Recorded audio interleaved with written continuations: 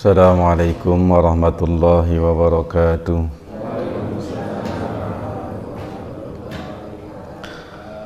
Bismillahirrahmanirrahim. Alhamdulillahilladzi ahyana ba'dama amatana. Ashhadu an la ilaha illallah wahdahu la syarika la wa huwa rabbuna wa khaliquna. Wa ashhadu anna Muhammadan abduhu wa rasuluhu nabiyyuna wa qudwatuna. Allahumma salli wa sallim wa barik ala sayyidina Muhammadin wa ala alihi wa sahbihi wa man tabi'ahu ila yaumi liqa'i rabbina. Amma ba'du, hadratul mukarramin yang sama-sama kita hormati, jajaran DKM masjid yang insyaallah dimuliakan oleh Allah Subhanahu wa ta'ala, para asatiz, para guru, para orang-orang tua, bapak-bapak haji, ibu hajah, seluruh jamaah salat subuh Masjid Al-Hikmah yang insyaallah senantiasa diberkahi oleh Allah Subhanahu wa ta'ala. Alhamdulillah, pada kesempatan pagi hari ini kembali kita dapat bertemu bersilaturahmi dalam rangka menunaikan ibadah salat subuh berjamaah. Mudah-mudahan amalan ibadah kita di pagi hari ini diterima oleh Allah Subhanahu wa ta'ala. Salawat beserta salam mudah-mudahan senantiasa tercurahkan, tersampaikan kepada Nabi akhir zaman, Rasul pilihan, yaitu Nabi kita Muhammad sallallahu alaihi wasallam, dan atas keluarganya, sahabatnya, serta mudah-mudahan kita sebagai umatnya mendapatkan syafaatnya kelak nanti di yaumil qiyamah. Jamaah yang dimuliakan oleh Allah Subhanahu wa ta'ala, pada kesempatan pagi hari ini kita melanjutkan pelajaran tafsir Al-Quran kita pada bagian surat Al-Alaq, surat yang ke-96 dari urutan penempatan dalam Quran, dan ada berjumlah 19 ayat. Al-Alaq artinya adalah segumpal darah, berkaitan dengan isi daripada surat Al-Alaq yang menjelaskan tentang proses terciptanya manusia dan pendidikan terhadap manusia agar memahami hakikat ciptaan dan kebesaran dari Allah Subhanahu wa ta'ala. Kalimat Al-Alaq secara bahasa artinya adalah sesuatu yang menggantung atau menggumpal. Yaitulah kemudian dibahasakan oleh para dokter ahli kandungan dengan segumpal darah, karena ia adalah gumpalan darah yang menggantung pada dinding rahim seorang perempuan ketika benih sudah ditanamkan dan berusia hampir 80 hari. Karena itulah maka proses itulah disebut dengan proses pembuahan terhadap rahim seorang wanita. Kenapa Allah sebut dengan segumpal darah dengan makna adalah yang menggantung? Karena Allah sedang memberikan pelajaran kepada kita bahwa manusia yang segumpal darah itu nanti ketika lahir memang selalu hidupnya bergantung kepada Allah, kepada manusia lainnya. Tidak ada manusia yang tidak hidup tidak membutuhkan orang lain. Hidup selalu membutuhkan orang lain, bergantung.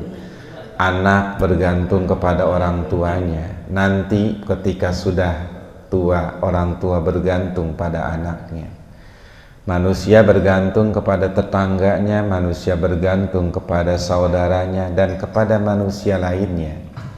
Itulah yang kemudian manusia disebut dengan An-Nas, yang artinya adalah makhluk sosial, bahwa manusia memang selalu hidup membutuhkan orang lain. Bahkan pada hal-hal yang paling kecil pun kita butuh orang lain. Maka manusia diajarkan untuk hidup tawadu, rendah hati, tidak emosi, tidak marah, dan tidak membenci saudaranya, karena bagaimanapun dia pasti akan suatu saat membutuhkan saudaranya itu. Nah, surat Al-Alaq ini kita nyebutnya dengan Iqra. Bahkan para sahabat pun menyebutnya dengan Iqra bismi rabbik, karena memang diawali dengan kalimat Iqra yang artinya adalah bacalah. Rasulullah Shallallahu Alaihi Wasallam adalah seorang Rasul yang kebiasaan sebelum diangkat jadi Nabi, bahkan jadi Rasul, beliau senang dan sering berkhalwat. Berkhalwat itu artinya adalah sering menyendiri, bertafakur kepada Allah Subhanahu wa Ta'ala, tidak bergaul pada lingkungan yang waktu itu di Mekah memang kaum musyrikin, penyembah berhala.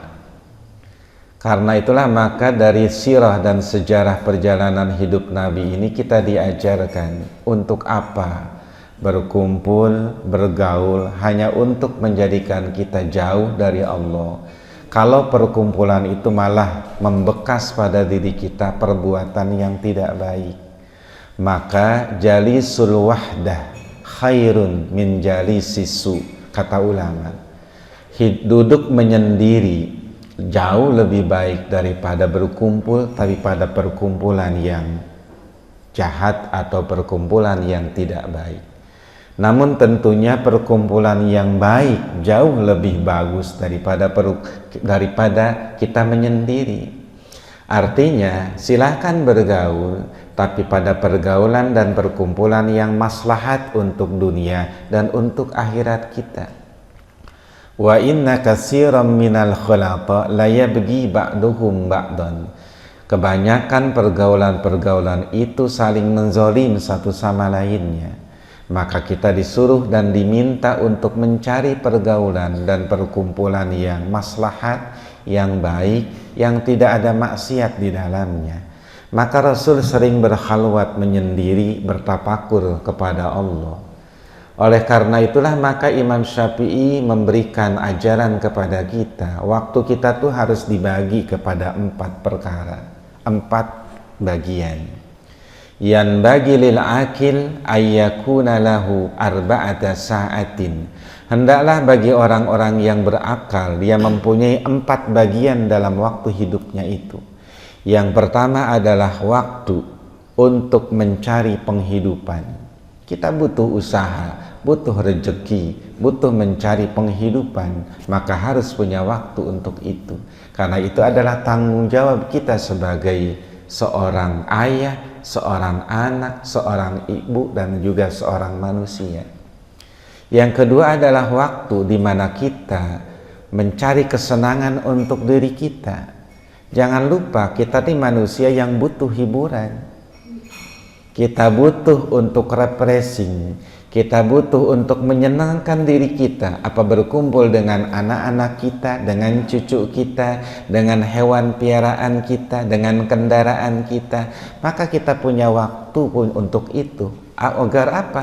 Agar pikiran kita itu berjalan dengan normal dan terbagi. Kenapa? Karena bahwa sesungguhnya al-qalbu idza a'yad kallat.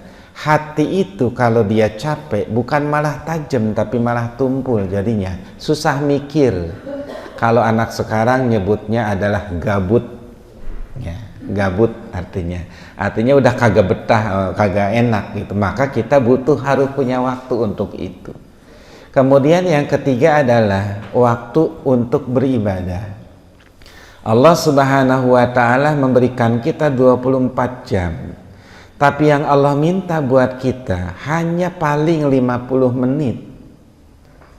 Dalam sholat kita 5 waktu itu paling butuh 50 menit saja.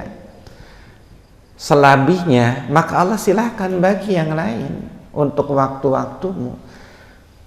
Dalam arti bahwa setiap apa yang kita lakukan di luar sholat itu juga bagian daripada ibadah kita kepada Allah. Bukankah menyenangkan anak istri kita adalah ibadah? Bukankah mencari nafkah itu adalah ibadah? Bukankah bertafakur itu juga adalah ibadah kepada Allah Subhanahu wa ta'ala?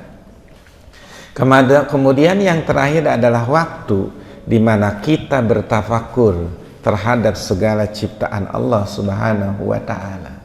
Artinya butuh sendiri untuk merenungi perjalanan hidup kita, perjalanan spiritual kita, iman kita sudah sampai mana, ibadah kita sudah sebagus apa, kemudian sedekah kita sudah sebanyak apa.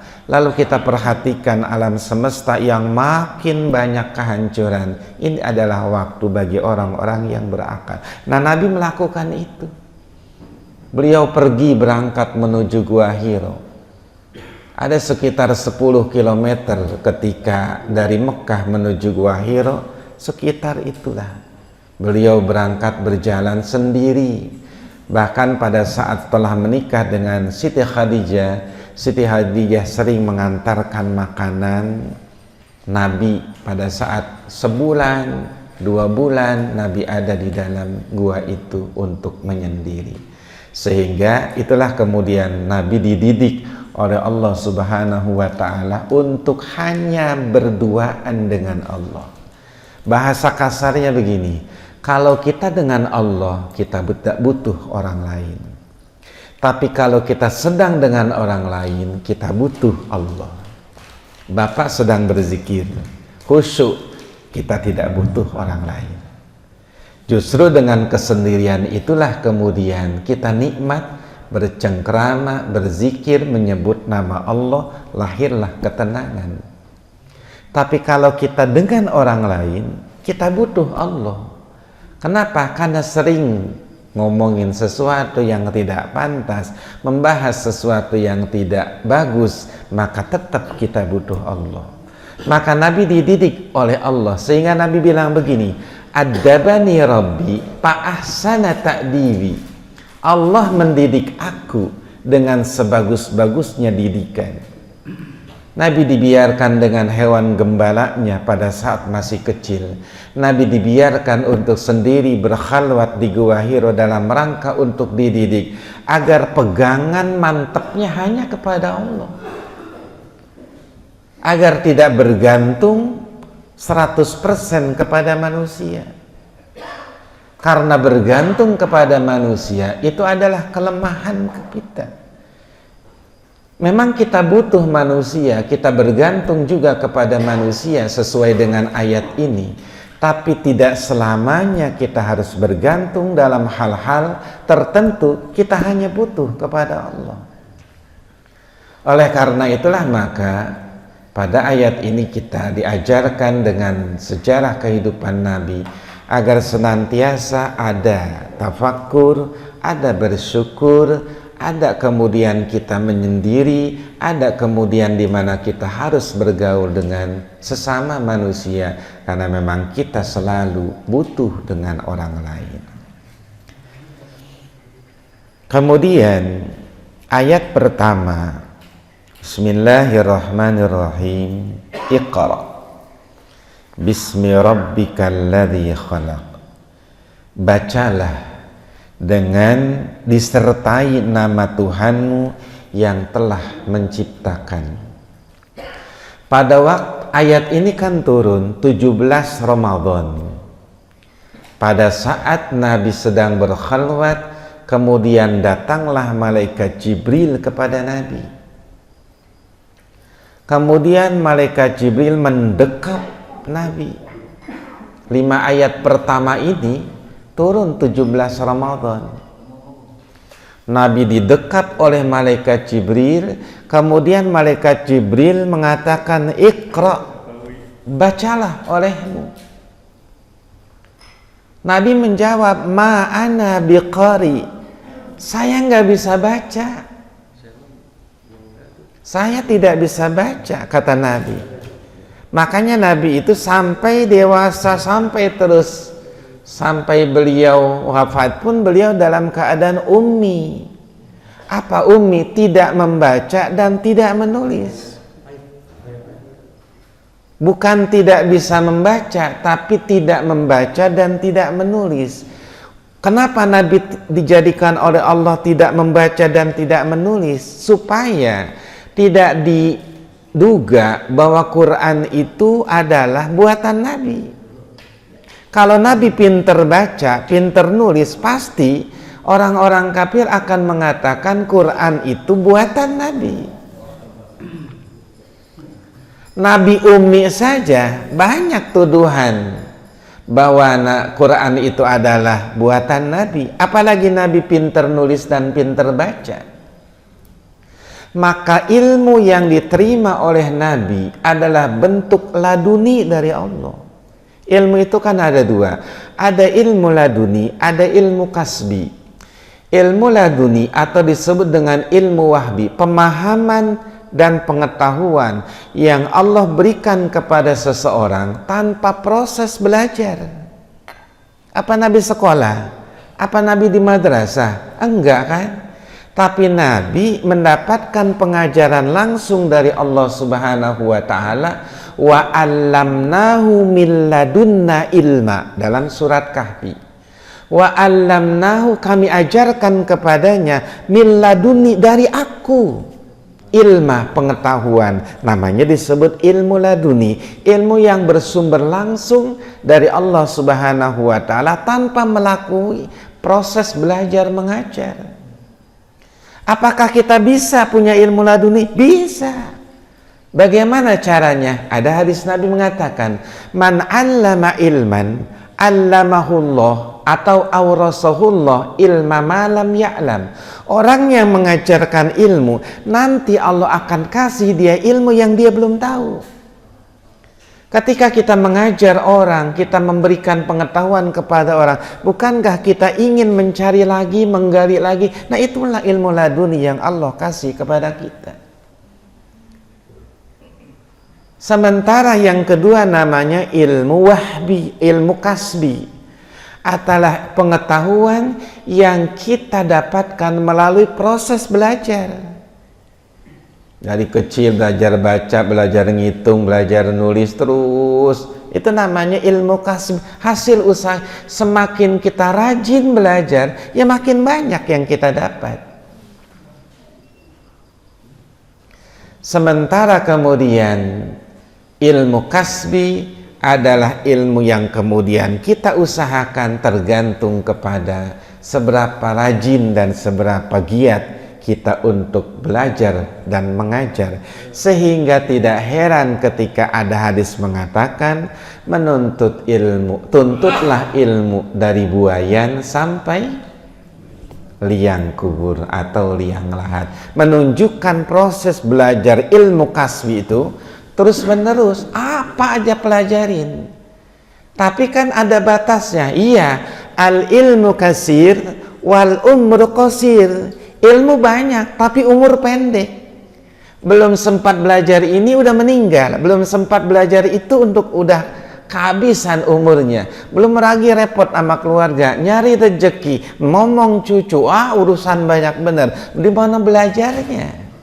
Maka kemudian pahlub matahtaju lidinika, maka carilah pengetahuan yang kau butuhkan untuk agamamu, untuk sehari-hari saja kita cari. Bagaimana salat kita, puasa kita, zakat kita, sedekah kita, haji kita, muamalah kita, berdagang kita, silaturahmi. Itu aja ilmu-ilmu yang kita pakai untuk setiap hari. Kita rasa-rasanya tidak lagi perlu belajar matematika, biologi, apa segala macam, karena bukan masanya lagi. Tapi yang kita cari adalah ilmu. Nah, itulah yang disebut kasbi. Kita usahakan agar ibadah kita makin baik dan makin sempurna. Itu yang wajib bagi kita. Kemudian kalimat iqra, bacalah. Lah apa yang dibaca? Kan nggak ada. Semua ahli tafsir mengatakan malaikat Jibril nyuruh Nabi baca, tapi nggak ada yang dibaca. Kemudian kaidah bahasa mengatakan jika kata kerja, kata perintah itu objeknya tidak ada, maka berarti objeknya adalah umum. Kalau Nabi suruh baca, tapi yang dibaca enggak dipegang dan enggak ada di situ, berarti bahwa Nabi sedang diperintahkan untuk membaca apa saja di alam dunia. Alam dunia ini kan adalah buku besar yang membentang yang perlu kita baca. Bahwa belajar itu bisa jadi pada kelas formal 1, 2, 3 bangku kuliah, apa aja kita sudah macam-macam S-nya udah. S1, S2, S-doger, apa aja S campur. Tapi kemudian ada lagi belajar non formal. Nah ini yang gak ada batasnya. Kita baca peristiwa gempa, apa hikmah di baliknya? Kita baca peristiwa tsunami, apa sebabnya dan apa hikmahnya? Kita baca terjadinya banjir, apa sebabnya, apa hikmahnya?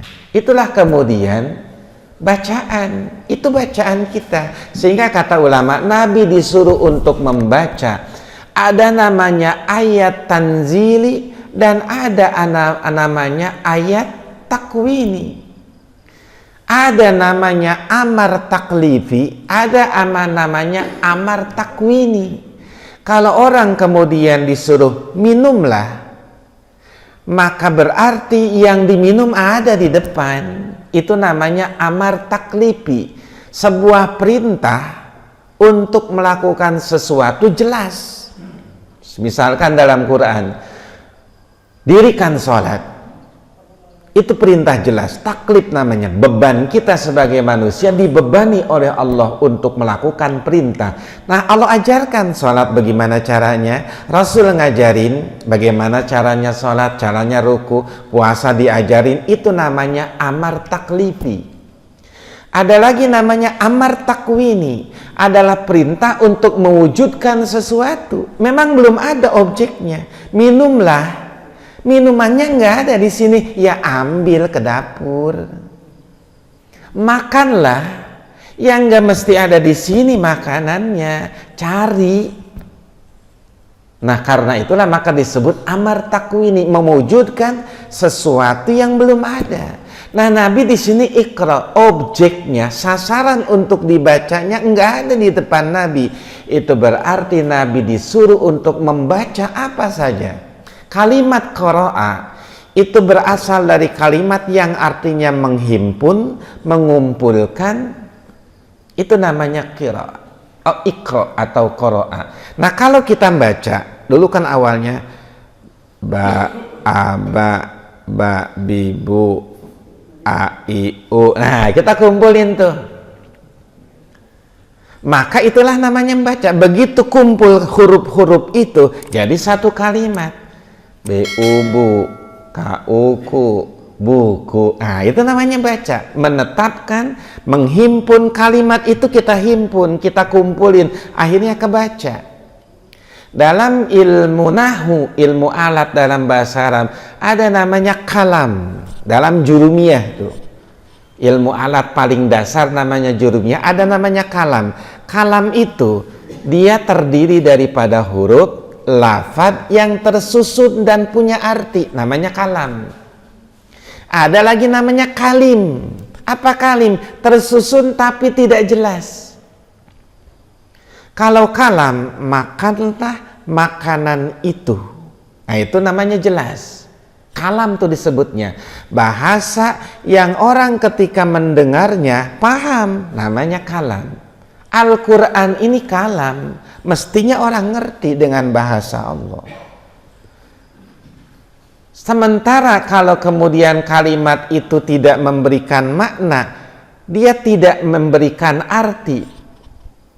Ketika ada orang lewat, turun. Lah turun dari mana? Objeknya katanya nggak jelas. Orang lagi duduk kok selalu turun.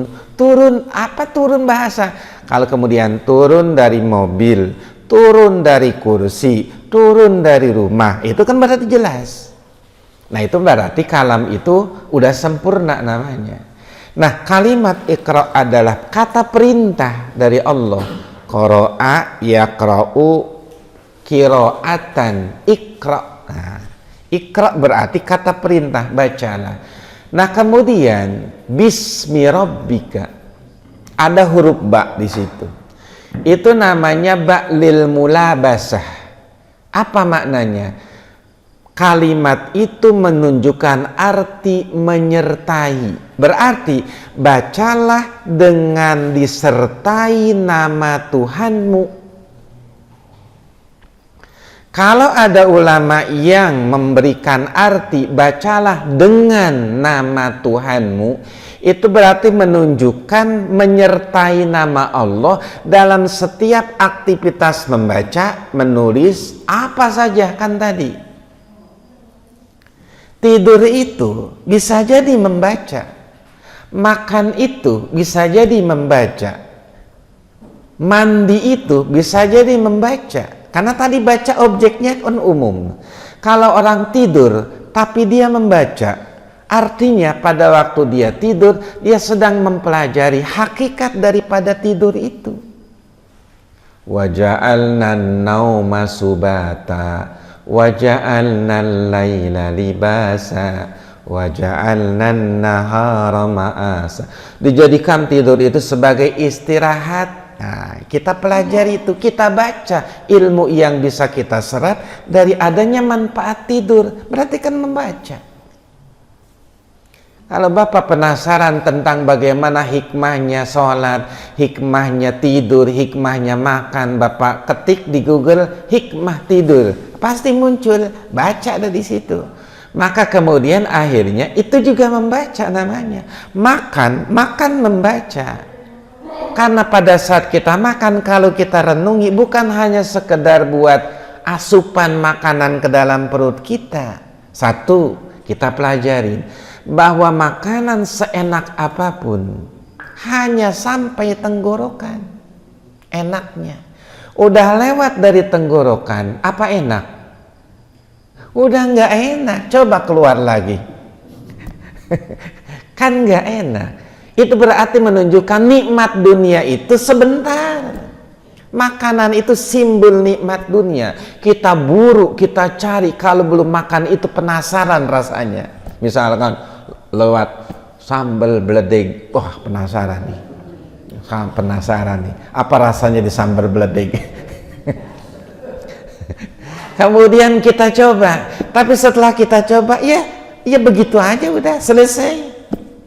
Nyampe tenggorokan selesai. Semahal apapun makanan itu hanya nikmat pada saat dia sampai tenggorokan. Lewat dari situ udah tidak enak. Menunjukkan bahwa nikmat dunia itu enggak lama. Mata'ul gurur namanya. Kesenangan yang menipu, dikiranya senang selalu. Enggak bisa. Orang misalkan ketika dia mendapatkan artis cantik, dia bayar berapa saja dia dapatkan. Paling berapa menit dia bisa ngerasain kenikmatan itu? Enggak lama. Maka itulah kesenangan yang menipu. Orang dikira yahsabu anna malahu ahlada. Dia menduga bahwa hartanya itu bisa menjadikan dia kekal. Enggak ada yang bisa bikin orang kekal. Harta enggak bisa. Fir'aun dikasih umur oleh Allah 200 tahun, kemudian hartanya banyak, apa dia kekal? Enggak, tetap walaupun ngakunya Tuhan.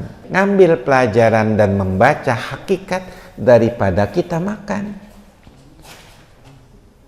Nah, oleh sebab itulah maka sertakan nama Allah. Ismi, sesuatu yang tinggi. Sumwun dari kalimat. Kalau orang Arab tuh begitu nanya kita, mas muka, sopo jenenge, siapa namamu, siapa mas muka, berarti sesuatu yang sudah diberi nama itu punya derajat, Bayi begitu lahir, kemudian belum dikasih nama, kita manggilnya apa? Susah manggilnya, ya paling bayi gitu doang udah, anak orang. Tapi begitu dia dikasih nama, maka melekat, akhirnya kesebut, karena sebutan itu naik jadinya. Ketika kemudian kita dikasih nama, berarti ada derajat yang naik. Maka ada bahasa guyon, oh yang di depan itu orang-orang yang punya nama. Ya kita juga di belakang punya nama. Tapi secara guyon ya itu bahasanya. Kenapa? Karena orang yang punya nama itu berarti dia punya derajat yang lebih daripada orang lain. Allah ismun. Sumun asalnya tinggi, maka langit-langit itu disebut as-sama. Langit. Atas saja udah langit disebutnya. Sesuatu yang tinggi. Dengan nama Tuhan berarti kalau kita melakukan aktivitas apapun, jangan tinggalkan Allah, gitu maksudnya. Sebut selalu nama Allah. Ya ayyuhalladzina amanu zkurullaha zikran katsira wasabbihuhu bukratan wa asila. Orang beriman, banyaklah berzikir mengingat Allah dan banyak bertasbih kepadanya pagi dan sore. Apa maksudnya? Ketika kita melakukan segala sesuatu itu menyertakan Allah, berarti perbuatan itu dianggap dan dihitung ibadah. Kita makan. Begitu kita makan, kemudian tidak nyebut nama Allah, itu tidak jadi ibadah. Kenapa? Hanya memenuhi perut yang kosong, hanya memenuhi keinginan, maka selesai. Apa bedanya dengan sapi? Apa bedanya dengan kambing yang makan juga? Lah kambing dan sapi belum pernah kita dengar begitu mau makan rumput, bismillahirrahmanirrahim. Kan enggak. Lah kalau orang enggak begitu, apa bedanya dengan itu? Ibu ngasih kucing ikan, tok. Apa ibu dengar begitu dia mau makan ikan baca bismillah? Kan enggak. Kalaupun baca ibu kabur pasti. Ini kucing jadi-jadian katanya. Enggak. Lah kalau kemudian kita mau makan tidak baca bismillah, apa bedanya dengan kucing? Maka ya kita harus beda dari binatang. Kenapa? Karena Allah berikan kelebihan akal yang dengan akal itu bisa menerima kebenaran dari Allah dengan wahyu Allah. Maka kemudian ketika kita baca bismillahirrahmanirrahim, apalagi ditambah dengan Allahumma barik lana fima razaqtana wa qina adzabannar, lengkap benar itu. Satu, kita nyambung ke Allah. Dua, dihitung sebagai ibadah. Tiga, makanan itu jadi berkah. Kalau makanan berkah, apa nimbulin penyakit? Ya enggak kan? Kalaupun kemudian menimbulkan rasa sakit setelah kita makan, mungkin pola kita yang salah. Apa kita berlebihan atau kita suuzon dengan makanan yang kita makan? Ketika bapak diundang untuk akikah kambing pastikan, kebetulan bapak habis ngecek darah. Wah, darah tinggi. Tapi ngelihat itu pengen ya nyobain deh 2 tusuk aja. Padahal sama istrinya dari rumah udah dipesan, papa jangan makan kambing. Enggak, saya makan dagingnya. Jangan makan kambing. Oh, udah dipesan. Nah, mumet pikiran bukan? Kemudian ditambah dengan bahwa kita darahnya lagi naik, sementara kita pengen. Masa orang pada ngambil kita enggak? Kan kita juga pengen nunjukin kita sehat-sehat aja. Akhirnya beraniin diri ambil tuh 2 tusuk. Tapi pikiran kita sambil jalan, ini darah tingginya naik apa enggak, naik apa enggak. Kemudian begitu bapak makan pulang, agak-agak puyeng, padahal puyengnya karena tadi bapak duduk kelamaan, kemudian perut kenyang, kan pasti puyeng. Begitu bapak sangka, ya ini gara-gara makan. kambing, padahal cuma 2 tusuk, ya Allah. Nah, akhirnya jadi begitu, padahal di awal sudah Allahumma barik lana. Pikiran kita yang mendorong kita akhirnya punya sugesti, ini sakit gara-gara itu. Nah, karena itulah maka kata Allah, doa itu bukan cuma mau diucapin doang, tapi pahami artinya. Allahumma barik lana, ya Allah berkahi buat saya, buat kami. Bima razaqtana, pada rezeki yang kau berikan kepada kami. Berarti kan berkah namanya. Berkah berarti konotasinya baik. Lah kenapa jadinya kagak bagus? Karena pikiran kita mengontrolnya dengan tidak bagus. Kata Allah, ana inda zonni abdi bi. Aku bagaimana dugaan hambaku. Kalau hambaku bilang aku sehat, habis makan sehat, sehat. Tapi habis makan, ya Allah, ini badan karanya nggak enak, ngeres segini, ya Allah. sakit jadi. Coba Bapak, begitu Bapak puasa, kita puasa. Bahkan kalaupun tidak sahur, kita puasa. Apa itu perut nagih? Enggak. Nyaman aja sampai sore. Tapi kalau Bapak tidak puasa, biasa udah ngopi jam 7, udah makan sarapan jam 7, kemudian sampai jam 8 belum, pasti akan terjadi masalah. Ya, lapar benar, langsung melilit perutnya tuh. Tuh kata orang Pamulang, kelantih katanya. Kelantih itu jadi asam lambungnya naik tuh karena belum diisi perutnya, padahal malam 2 piring. Itu kok belum dikeluarin. Nah, karena itulah maka selalulah menyertakan Allah Subhanahu wa taala, bismi rabbika. Kenapa tidak menyebut ikra bismillah,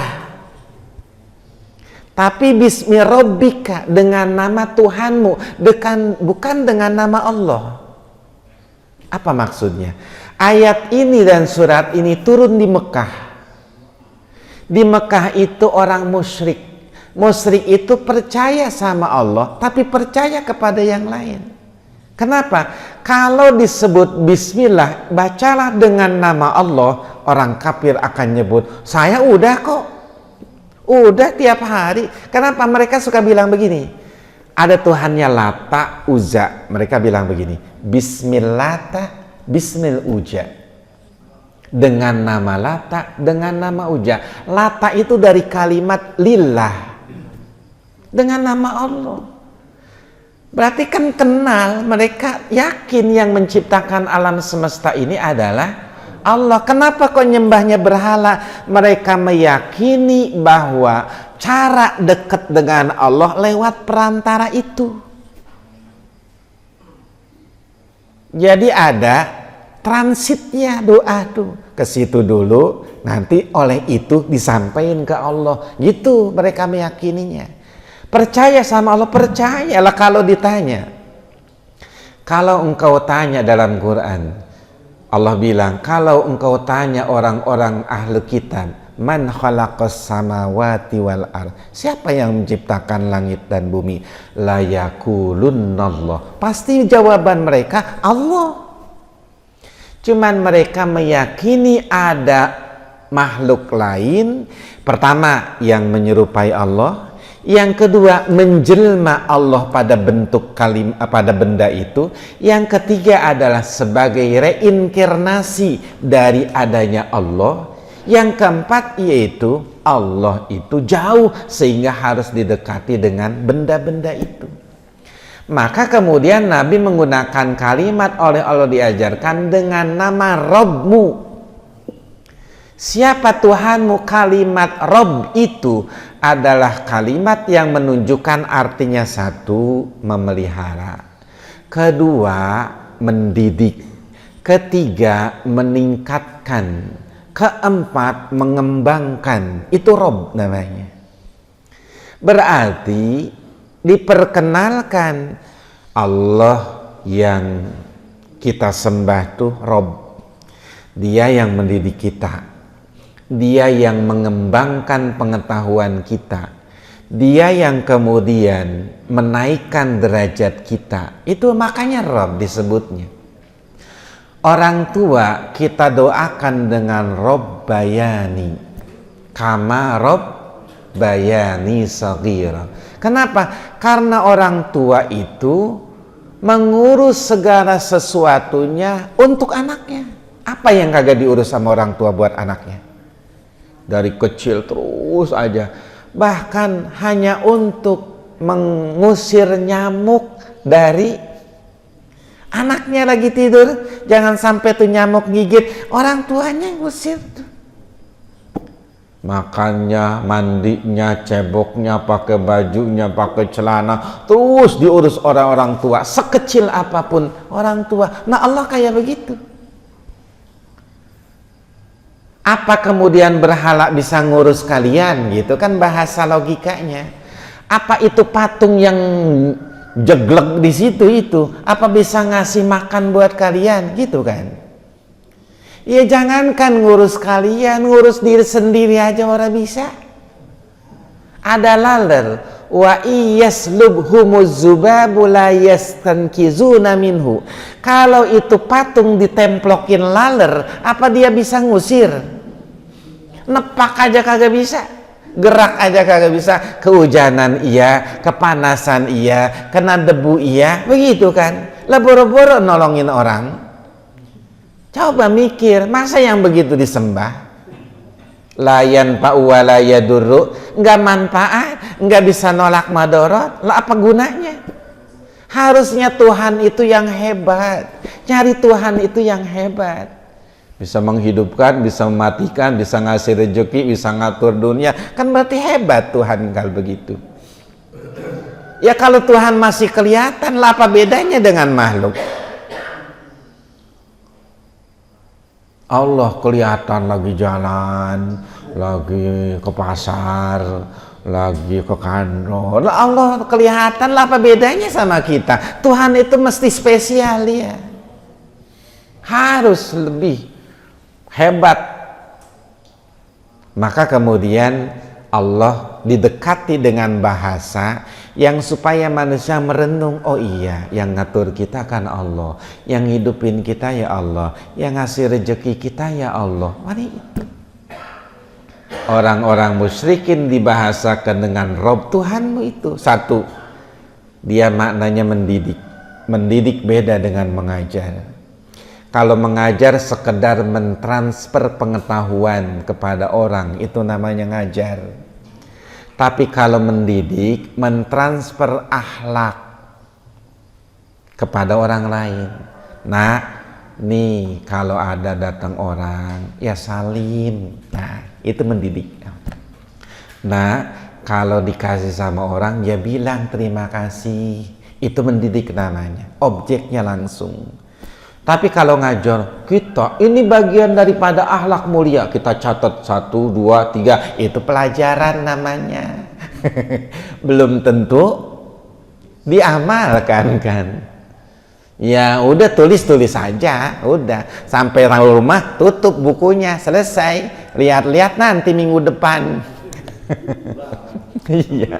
Itu ngajar namanya. Tapi kalau mendidik, nak begini pakai sepatu yang benar, nak begini caranya yang betul, itu namanya mendidik disebutnya. Maka Allah tuh mendidik kita.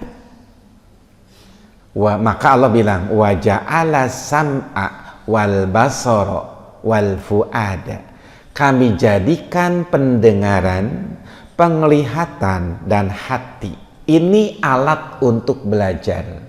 Cara Allah untuk mendidik melewati 3 hal itu, pakai 3 alat itu.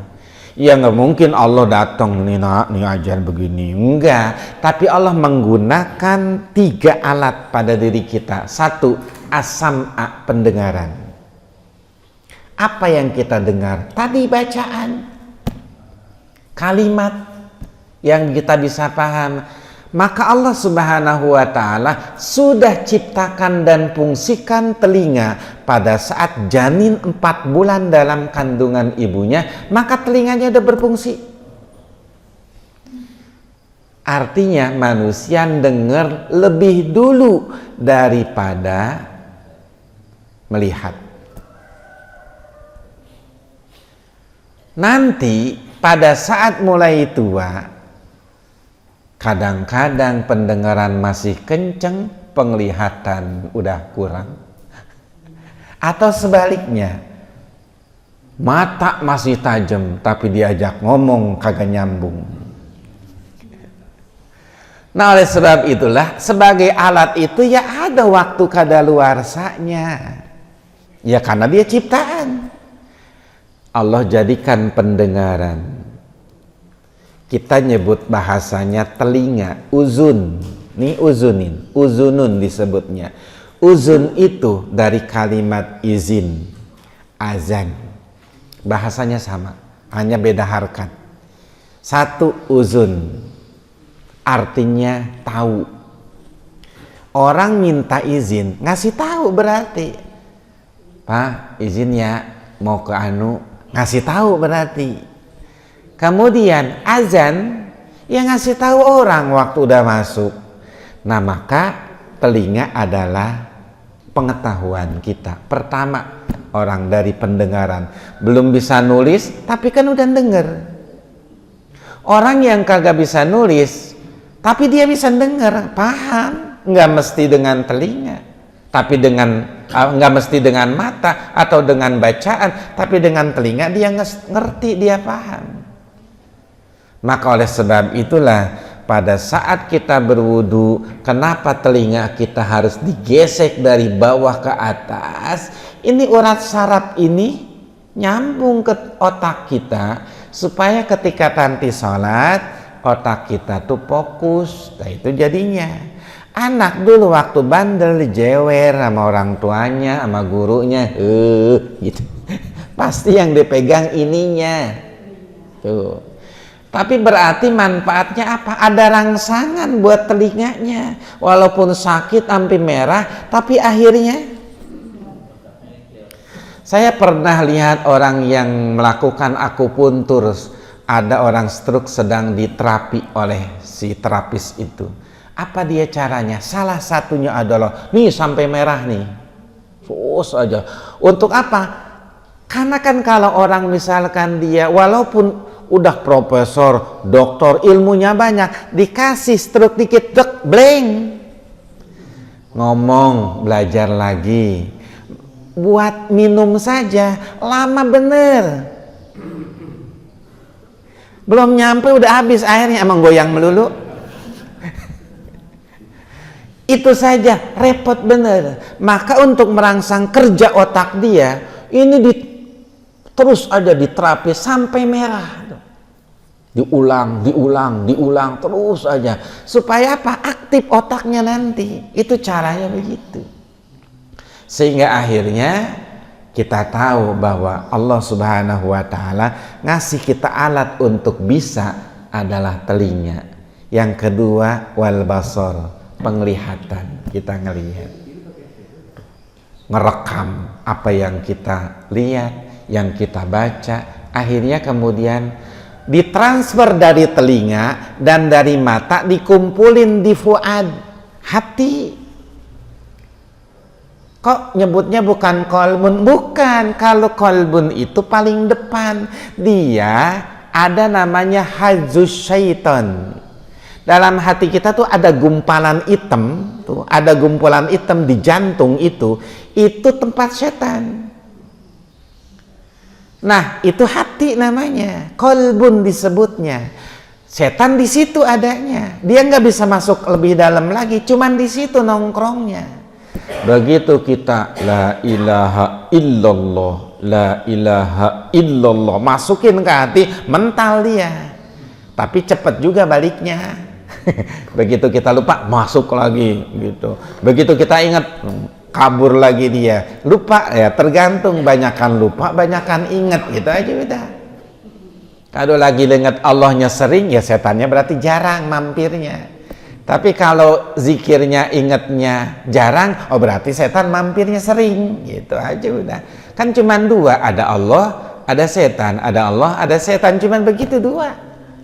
Qalbun namanya. Tapi ini fuad. Fuad itu adalah lapisan kedua dari hati. Nah, yang kita dengar kita rekam tuh dalam hati. Terus saja kita rekam, ingat kita. Nanti kita keluarin lagi ke orang. Pet. Nah, dititipkan ilmu itu pada fuad. Maka ada guru, waktu itu saya diajarkan setiap habis ngaji doa, Allahumma inni istauda'tuka ma'allamtanihi fardudhu alayya inda hajati ilai. Ya Allah, aku titipkan pengetahuan yang engkau ajarkan kepadaku, kembalikan dia ketika aku membutuhkannya. Kan belajar banyak nih, ya kan bisa lupa belajar ini, yang ini ketutup, ini datang, yang belajar lagi ini ketutup, ini datang, susah. Maka kita titipkan kepada Allah, nanti begitu kita butuh, plek plek plek plek, masuk dia di otak kita, muncul dia, oh ini, terus aja tuh muncul. Itulah kemudian ilmu kita titipkan kepada Allah Subhanahu wa ta'ala. Maka setelah kita mendengar, kita melihat, masuk tuh ke dalam hati, kumpul dia di dalam fuad namanya. Nah, fuad inilah yang tidak pernah bohong. Dalam surat An-Najm, ma kazabal fuadu ma ra'a. Hati tidak pernah bohong dengan apa yang dilihat. Maka saksi untuk perbuatan jelek lewat mata. Misalkan dalam ilmu fikih begini, bagian namanya hukum pidana. Kalau engkau nuduh orang berzina, maka engkau harus tahu menghadirkan 4 orang saksi yang nyata-nyata ngelihat dia sedang begitu. 4 orang saksi dengan lihat apa? Mata. Enggak mungkin dengan orang buta mau ngelihat apa. Tapi sekarang ada lebih otentik lagi, tanpa 4 orang saksi, ada CCTV, ada kamera, itu lebih otentik lagi. Mau lari kemana? Makanya Bapak Ibu sekalian, kalau dulu malaikat kanan kiri kita nyatet apa yang kita lakukan, sekarang tidak, lebih canggih, dia merekam. Jadi malaikat kemana-mana bawa CCTV. Bahkan orang sekarang lebih takut sama CCTV daripada takut kepada Allah. Ada CCTV nggak? Kalau nggak ada, jadi nyolong. Tapi kalau ada, nggak jadi. Tuh, kan berarti lebih takut dengan CCTV daripada dengan Allah. Kadang teknologi canggih tanpa diimbangi dengan keimanan blank. Akhirnya bukan malah mendidik orang untuk dekat dengan Allah, justru takut pada makhluk. Ada CCTV nggak? Ada CCTV nggak? Punya keterbatasan, akhirnya naik malingnya kan, ditutupin CCTV-nya. Nah, oleh sebab itulah maka dengan nama Tuhanmu, artinya kita diajarkan untuk senantiasa segala aktivitas kita selalu menyertakan Allah Subhanahu wa ta'ala. Ayat terakhir, runtutan ayat terakhir, Allazi khalaq, yang telah menciptakan. Ini penegasan dari Allah. Kalau berhala disembah, bisa nggak dia bikin apa-apa? Bisa nggak dia menciptakan sesuatu? Nggak bisa. Maka siapa Rob itu yang ngatur itu? Yang menciptakan kamu, yang menciptakan berhala itu, yang menciptakan Ka'bah itu, yang menciptakan langit dan bumi, itulah khalaq Allah. Kok didekatkan dengan kalimat khalaq? Karena maknanya adalah menciptakan sesuatu dengan indah, sesuai, seimbang. Nah, itu namanya kalimat khalaq.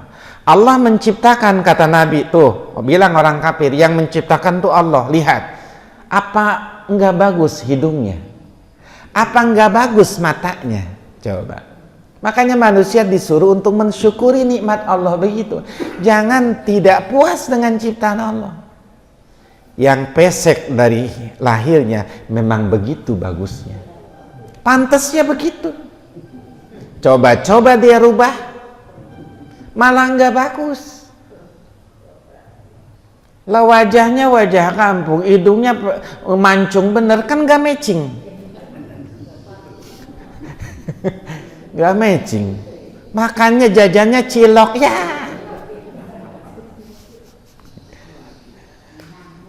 Orang nyambung. Nah dia memang mancung ya, memang secara genetik ada turunan mancungnya.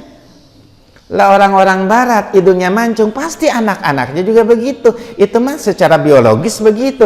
Kita memang punya orang tua kagak mancung ya begitu juga. Jangan tidak rela, memang begitu. Lah kalau seandainya bapaknya pesek bener kemudian anaknya mancung bener, kan orang nanya, ini anak dia apa bukan? Kan jadi ragu orang. Maka apa yang Allah ciptakan itu selalu pantas dan selalu bagus. Oleh sebab itulah maka tinggal kita bersyukur kepada Allah Subhanahu wa ta'ala. Mudah-mudahan kita menjadi makhluk yang dimuliakan oleh Allah Subhanahu wa ta'ala. Saya kira demikian yang dapat saya sampaikan, mudah-mudahan ada manfaatnya. Subhanakallahumma wa bihamdika asyhadu an la ilaha illa anta astaghfiruka wa atubu ilaik. Al-Fatihah. A'udzu billahi minasyaitonir rajim. Bismillahirrahmanirrahim. Alhamdulillahi rabbil alamin arrahmanir rahim maliki yaumiddin.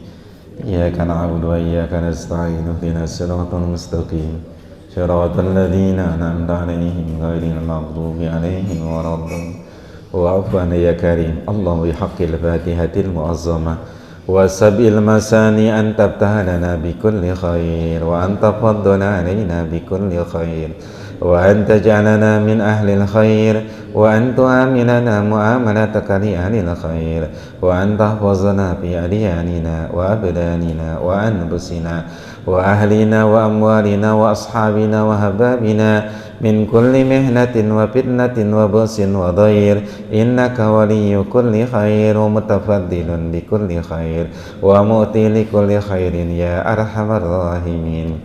دعواهم بها سبحانك اللهم وتحيتهم بها سلام وآخر دعوانا الحمد لله رب العالمين. السلام عليكم ورحمة الله وبركاته.